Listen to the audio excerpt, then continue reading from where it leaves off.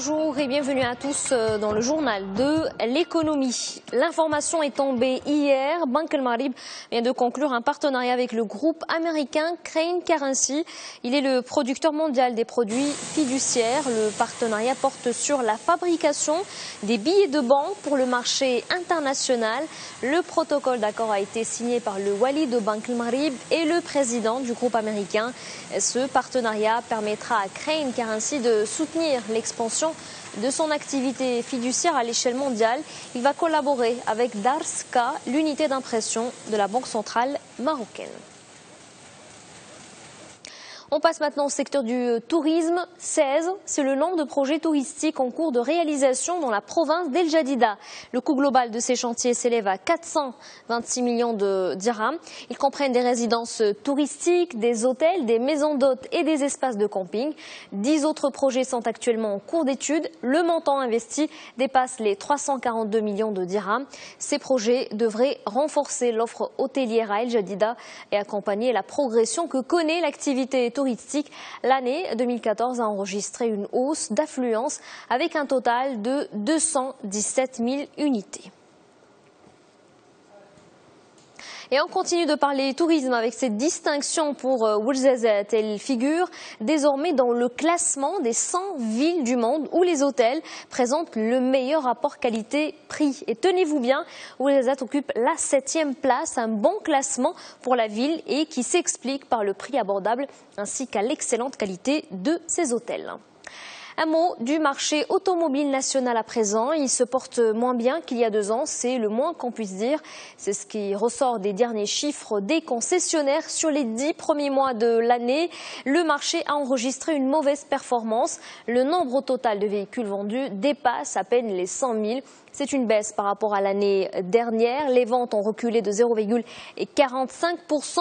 Le marché des véhicules particuliers totalise 90 000 unités écoulées. Le classement des meilleures ventes n'a pas connu de grands changements. C'est toujours Dacia qui est en tête avec plus de 27 000 voitures vendues à fin octobre. Sur la seconde marche du podium, Renault est la 3e place et pour Ford arrive ensuite Peugeot avec une baisse de 8% de ses ventes. Et puis Hyundai occupe le 5e rang. Dans l'actualité internationale, cette bonne nouvelle pour le gouvernement espagnol, le PIB devrait croître d'un demi-point de pourcentage au 4e trimestre. Le ministre espagnol de l'économie s'en réjouit. Il a précisé dans une déclaration qu'avec ce chiffre, l'objectif de croissance pour l'année 2014 est garanti. L'équipe de Rajoy table sur une hausse du PIB de 1,3%. En France, les nouvelles sont moins bonnes. Le budget 2014 confirme son dérapage. Il devrait glisser de 4,3 milliards d'euros par rapport aux prévisions de juillet, en cause des dépenses liées à la défense plus élevées que prévu suite aux interventions militaires en Afrique et au Proche-Orient.